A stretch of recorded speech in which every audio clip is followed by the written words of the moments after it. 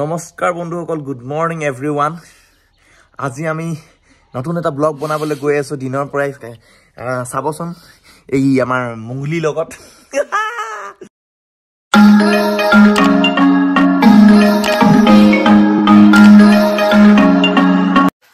নমস্কাৰ বন্ধুসকল, স্বাগতম জনাইছো আজি নতুন এটা ভিডিঅ'লৈ। আজি ঘৰতে বনাম অলপ ফ্ৰাইড ৰাইচ, মানে চিম্পুলকৈ আৰু ঘৰতে বনাম যিহেতু। সেইকাৰণে মই এতিয়া এই ভাতখিনি অলপ ৰাতিয়ে ভাত হয়, মানে ৰাতিপুৱা এতিয়া দুপৰীয়া যদি ভাত নাখাওঁ তাকে এইখিনিয়ে খাওঁ। ৰাতিপুৱা ৰুটি খালোঁ আৰু এতিয়া ভাবিছোঁ ফ্ৰাইড ৰাইচ অলপ বনাওঁ। এতিয়া ৰাতি থকা ভাতখিনি পূৰা ভাজি লৈছোঁ অলপ। তাৰপিছত এতিয়া এইফালে চাওক, আৰু এইফালে লৈ লৈছোঁ গাজৰ, মটৰ, ফ্ৰেঞ্চবিন, বন্ধাকবি আৰু পিঁয়াজ, আৰু এটা লোকেল কণী যিহেতু ঘৰত কুকুৰাই পৰা আৰু আনি থৈছোঁ। খাই পেলাই অলপ নহৰু, আদা আৰু জলকীয়া, আৰু এইখিনি হ'ল চিকেন। মই মেৰিনেট কৰি থৈছোঁ পূৰা তেল আৰু নিমখ দি। ব'লক তেনেহ'লে ভিডিঅ'টো আগলৈ গৈ থাকোঁ। আৰু গাইজ এতিয়া কেৰাহীখন পাতি লওঁ। এয়া কেৰাহীখন পাতি ল'লোঁ। আৰু গাইজ এতিয়া যিহেতু মাংসখিনি অলপ ভাজিব লাগিব, এয়া অলপ মিঠাতেল অলপ দিছোঁ, কাৰণ আগতে মেৰিনেট কৰি থৈছিলোঁ। আৰু গাইজ এতিয়া মাংসটো অলপ সৰু সৰুকৈ কাটি লৈছোঁ। এতিয়া মই ভাজি দিম, অলপ ৰঙা ৰঙা কৰি লওঁ।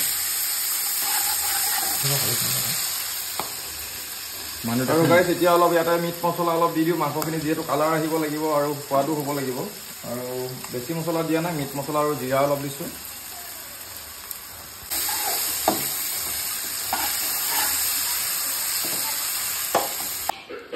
গাইজ এতিয়া যিহেতু মাংসখিনি হৈ গ'ল, আৰু এতিয়া মই ৰিফাইন দি মানে চব্জিখিনি অলপ ভাজি ল'ব লাগিব। ৰিফাইন অলপ দি ল'লোঁ। এতিয়া গাইজ এতিয়া পিঁয়াজখিনি দি লওঁ।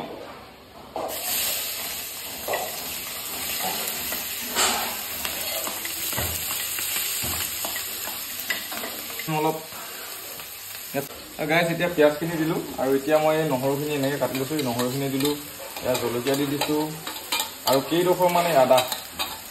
এইখিনি এতিয়া মই অলপ ভাজি লওঁ। আৰু গাইজ এইখিনি আদা, নহৰু, পিঁয়াজ, জলকীয়া এইখিনি ভাজি ল'লোঁ, আৰু এতিয়া মই এটা এটাকৈ বস্তু দি যাম। প্ৰথমতে দিলোঁ এয়া গাজৰ, ফ্ৰেঞ্চবিন, মটৰ। কবিটো অকণমান লাহেকৈ দিওঁ, এইখিনি ভাজি।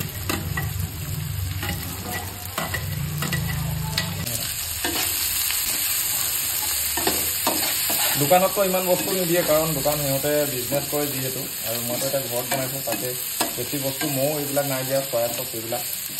আমি মছলা অলপ দিছোঁ আৰু আদা নহৰু দি বনাইছোঁ। আৰু এয়া হ'ল আমাৰ পিলপিলি গাইজ। আপোনালোকে আমাক ছাবস্ক্ৰাইব কৰি দিব দেই, লাইক কমেণ্ট কৰি দিব দেই। কৰি দিয়া। আৰু গাইজ এতিয়া এইখিনি ভাজি হৈছে, এতিয়া মই কবিখিনি ইয়াতে দি দিওঁ। ইয়াৰ পিছত দিম ইয়াতে মাংস, তাৰপিছত দি দিম ভাতখিনি, ভজা ভাতখিনি, আৰু মোৰ ফ্ৰাইড ৰাইচ হৈ যাব। চৰি, আৰু দিব আছে এটা লোকেল কণী, মানে কুকুৰা, সেইটো দি দিম। এতিয়া মোৰ কবি চবি এইখিনি ভাজি হৈ গ'ল। এতিয়া মই দি দিওঁ ইয়াতে মাংসখিনি। এই মাংসখিনি ভজাৰ পিছত মোৰ ডিম এটা দিব আছে। ডিমটো দি কেনে মই ভাতখিনি দি দিম ইয়াতে, ভজা ভাতখিনি। আৰু গাইছ এইটো ঘৰৰ লোকেল কণী, মা যিহেতু নাই সেইকাৰণে মনে মনে লৈ আহিছোঁ। সেইটো ভাঙি দিম ইয়াতে।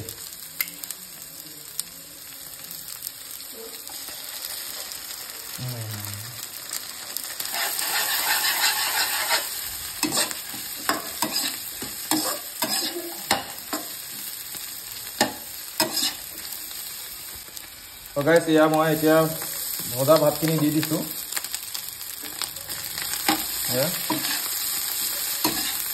আপোনালোকে কেনেকুৱা হৈছে জনাব। গেছটো অলপ কমাই লওঁ।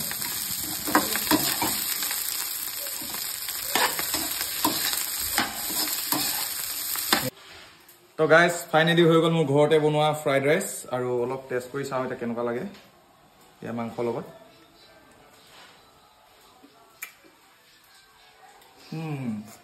বঢ়িয়া। আৰু এয়া গাইজ মোৰ ফ্ৰাইড ৰাইচ ৰেডি। আৰু এইফালে আছে পকৰা।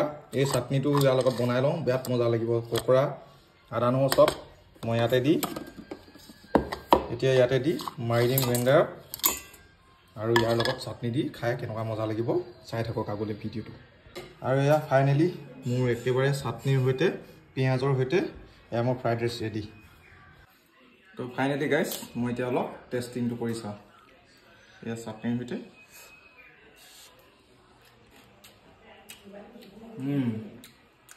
মজা যদি ভিডিঅ'টো ভাল লাগিলে লাইক এণ্ড ছাবস্ক্ৰাইব কৰি দিব আৰু ফ'ল' কৰি দিব ফেচবুকত আজিলৈ ভিডিঅ'টো ইমানতে বাই বাই